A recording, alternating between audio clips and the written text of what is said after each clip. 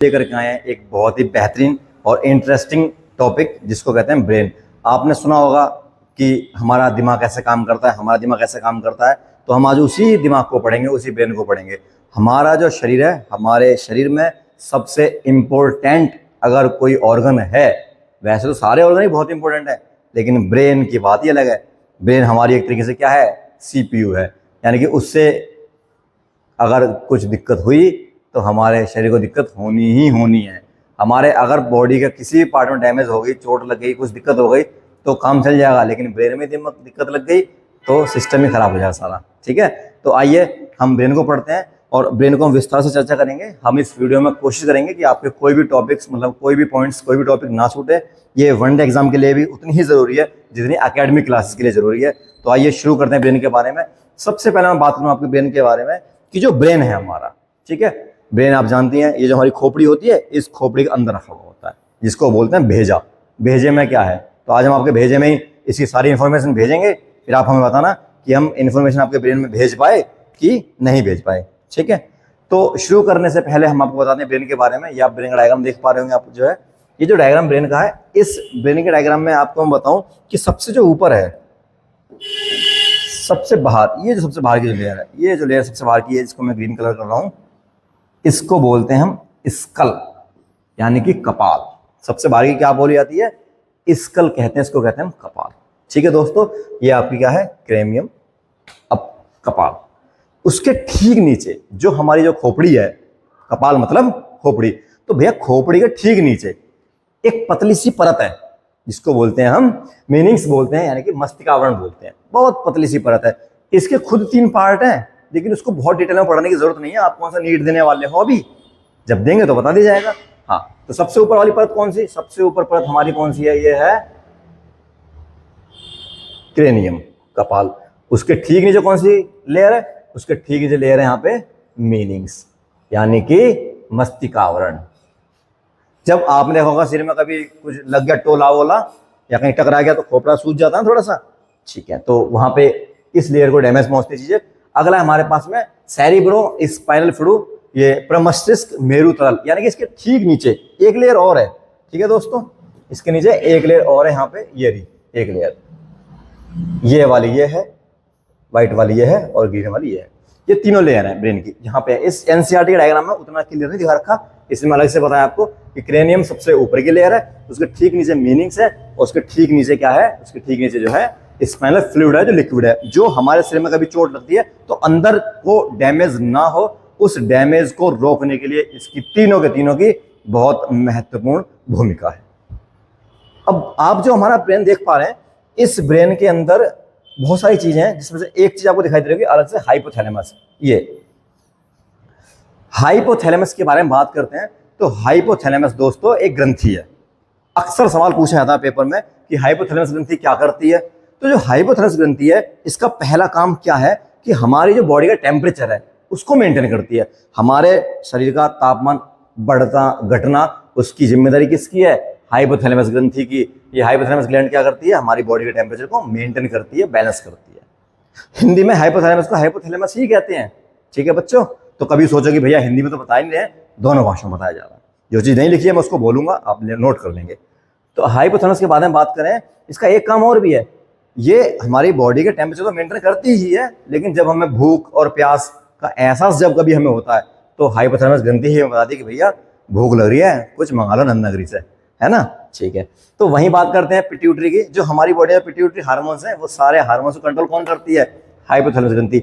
अब ये आती है पिट्यूटरी हार्मोन्स क्या होते हैं, ये एक ग्रंथि निकालती है। हमारे दिमाग में ग्लैंड और होती है पिट्यूटरी, जो सबकी माँ होती है, जिसको मास्टर ग्रंथि कहते हैं। ये हमारे पूरे पूरे कंट्रोल करती है सभी ग्लैंड्स को, और उसको रेगुलेट करता है कौन, हाइपोथैलेमस। और यहाँ पे आप इसको देख पा रहे होंगे, ये हमारी क्या है, हाइपोथैलेमस है। यहाँ तक चीज समझ में आ गई होंगी। हम चलते हैं अपनी अगली स्लाइड पे। अगली स्लाइड पे जाने से पहले ये कुछ फैक्ट हैं जो मतलब कई बार सामने में आते हैं, तो आप उसको देख सकते हो। पहला क्या है कि brain made up of 100 billions, मतलब 100 बिलियंस न्यूरॉन से बना हुआ होता है जो हमारा ब्रेन है। हमारा जो ब्रेन है वो बना होता है किससे, नर्व सेल से। ये आपने ऐसा डायग्राम कभी पहले देखा होगा। ये जो हमारी नर्व सेल है, इस तरीके से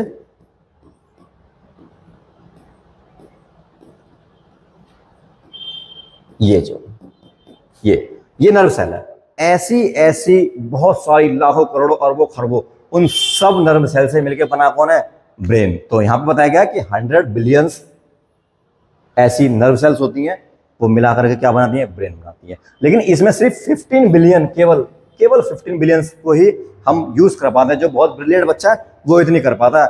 कोई जो एक्स्ट्रा ऑर्डिनरी छात्र होता है वो थोड़ी ज्यादा पढ़ लेता है, थोड़े कमजोर होते हैं वो थोड़ा कम कर लेता है। लेकिन नॉर्मली 15 बिलियंस जो है यूज की जाती हैं ब्रेन के द्वारा न्यूरॉन्स, यानी कि नर्व शेल तंत्रिका कोशिका।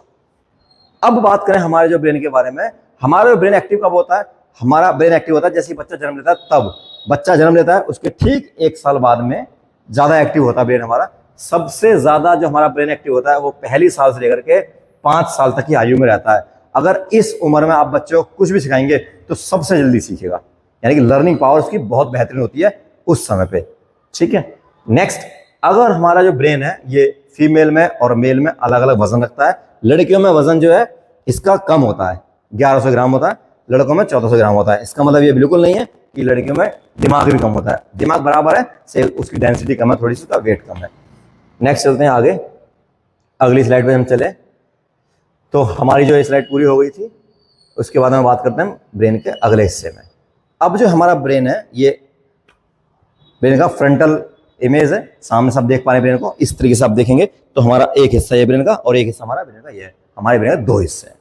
तो जो एक हिस्सा हमारा, ये हमारा लेफ्ट हिस्सा है ये वाला, और ये हमारा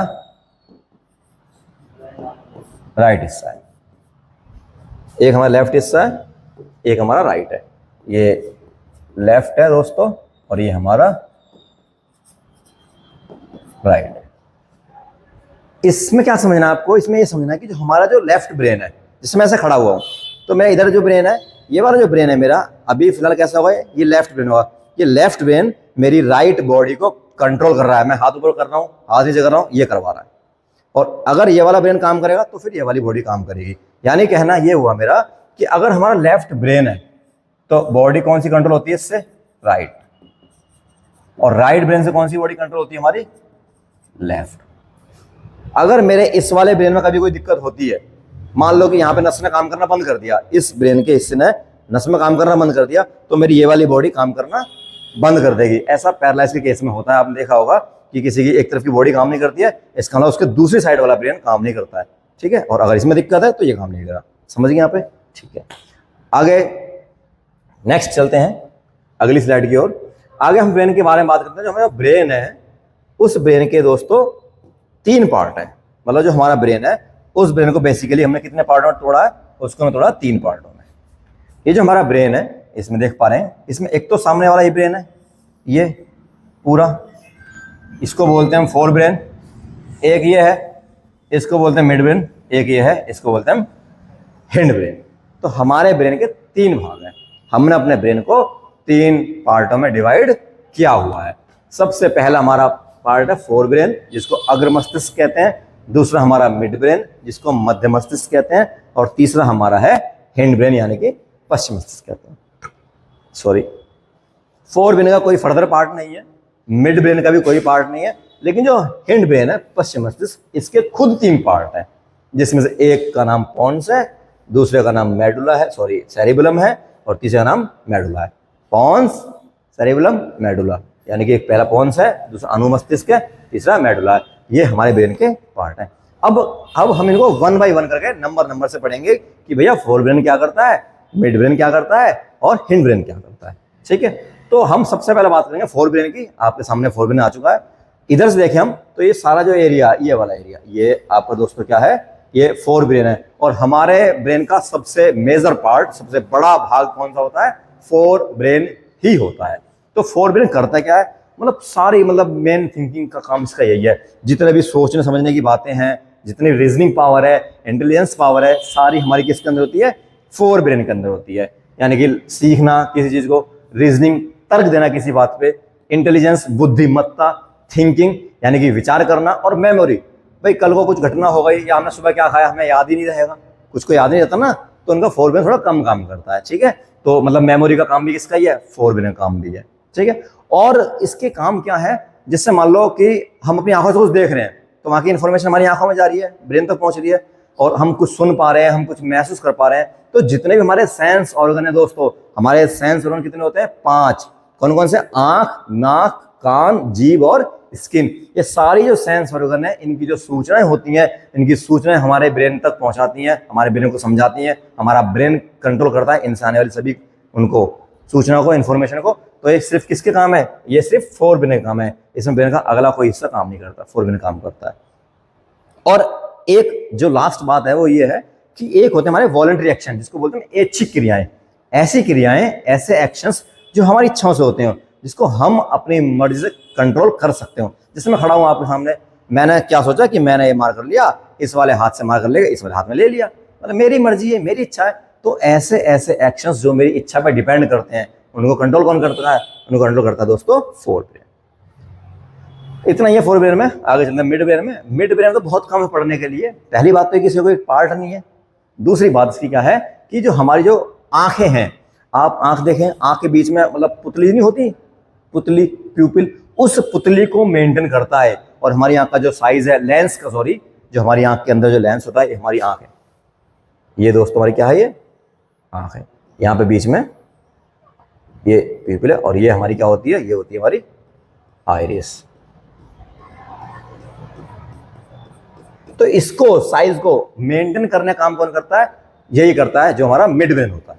और हमारी जो आंख का जो लेंस है, ठीक है, इसके पीछे लेंस होता है हमारा। वो जो लेंस छोटा होगा, बड़ा होगा, मोटा, पतला, जो भी काम करेगा वो कौन करेगा? मिड ब्रेन करेगा। ठीक है दोस्तों, नेक्स्ट आगे चलते हैं। अब हमारा इसका जो है फोर ब्रेन हो गया, मिड ब्रेन हो गया। हमारा कौन सा बचा? हमारा बचा hind brain. Very very important है। जैसा कि मैंने आपको पहले भी बताया था कि हिंड ब्रेन के 3 पार्ट होते हैं। पहला कौन सा है? पोन्स। दूसरा कौन सा? सेरेबेलम। तीसरा कौन सा? मेडुला। पोन्स के बारे में बात करते हैं। सबसे पहले जो पोन्स हमारा होता है, उसका काम है रेस्पिरेशन का। जब हम सांस लेते हैं, सांस छोड़ी, सांस ली, तो ये जिम्मेदारी किसकी है? इसके बाद क्या होगा? सांस लेने के बाद में होगा रेस्पिरेशन। वो एक केमिकल प्रोसेस है, उसको कंट्रोल करता है पोन्स, यानी कि श्वसन को करता है। किसको करता है दोस्तों? श्वसन को। श्वसन को नियंत्रित कौन करता है? श्वसन नियंत्रित करता है हमारा पोन्स। और जो हमारा सेरेबेलम है, सेरेबेलम क्या करता है? बॉडी पोस्चर को। ये तो बड़ा बेहतरीन है। तुमने सुना होगा कोई शराबी है, शराबी ने दारू पी ली, उसके बाद में उसकी एक्टिविटी सारी ढीली पड़ गई, वो जाएगा सर नाग बनता हुआ है, सांप बन जाएगा, जा रहा लहर कहीं इधर को, एक इधर रख रहा पैर, एक इधर पैर रख रहा है, एक इधर पैर रख रहा है, इस तरीके से चल रहा है ना वो। तो ये क्यों हो रहा है? ये इसके इस ब्रेन पे इफेक्ट करता है एल्कोहल। एल्कोहल क्या करता है? हम एल्कोहल पी लेते हैं तो सेरेब्रम को प्रभावित करता है, फिर ये काम नहीं कर पाता, तो बॉडी का पोस्चर ये बैलेंस नहीं कर पाता। मतलब ऐसे ही है, ये सब काम करता है कौन? सेरेब्रम की वजह से होता है। ठीक है, हाँ। तो जैसे शराबी क्या दारू पी रहे हैं, वो कहते हैं तू मेरा भाई है, ठीक है, तो वो किसी बात को बार बार रिपीट करते हैं, बड़े स्लो मोशन में, बड़े आराम आराम चीजों को करते हैं, डगमगाते चलते हैं। वो सब किसकी वजह से होता है? सेरेब्रम की वजह से होता है। वैसे नॉर्मली हम चलते हैं तो वॉकिंग की जिम्मेदारी किसकी है? सेरेब्रम की। अगर कोई चीज मान लो पेंसिल हमें होल्ड करनी है, मैंने पेंसिल पकड़ी हुई है, स्टाइलस पकड़ा हुआ है, तो इसको मैंने होल्ड करा हुआ है किसकी वजह से? सेरेब्रम की वजह से। तो सेरेब्रम क्या करता है? Holding, body posture, walking, running, ये सब काम कौन कंट्रोल करता है? सेरेब्रम। मेडुला की बात करते हैं। मेडुला दिखाई दे रही होगी आपको डंडी से जो है, इसके बाद में ये तो तुम्हारी जो डंडी है तो स्पाइनल कॉर्ड है, ठीक है, ये क्या है? हमारी स्पाइनल कॉर्ड। और मेडुला कहाँ पे होता है? यहाँ पे होता है मेडुला, नीचे लास्ट में, इस जगह मेडुला होता है। मेडुला क्या काम है? जो हमारी हार्ट बीट है, हमारी धक धक धक धक दिल की धड़कन होती है, वो जो धड़कन है धक धक धक धक, कौन कंट्रोल करता है? मेडुला। और इसकी वजह से हमारी बॉडी के अंदर क्या फ्लो होता है? ब्लड। तो ब्लड का जब जाता है तो प्रेशर कभी ज्यादा होता है, क्या प्रेशर कम होता है, तो प्रेशर को कम ज्यादा, यानी कि बीपी को कंट्रोल कौन करता है? मेडुला करता है। और एलिमेंट्री कैनाल, हमारी खाने पीने, हमने कुछ खाना खाया तो खाना जब हम निकलते ना ऐसे नीचे निकला, तो निकलने में किसकी जिम्मेदारी है? मेडुला ही काम है। तो मेडुला क्या काम करता है? चीजों को निकलने में हमारी क्या करता है दोस्तों? हेल्प करता है। ठीक है, तो ये हमारे ब्रेन के बारे में बातें थी। मुझे पूरी उम्मीद है कि आपको हमारी वीडियो अच्छी लगी होगी। अगर आपको हमारी वीडियो अच्छी लगती है तो अपने साथियों के साथ में इसको शेयर करें, ठीक है। और अगर हमारी वीडियो आपको सच में ही पसंद आती है तो हमारे चैनल को सब्सक्राइब करें, लाइक करें। मिलते हैं नेक्स्ट वीडियो में, तब तक के लिए धन्यवाद। जय हिंद, जय भारत।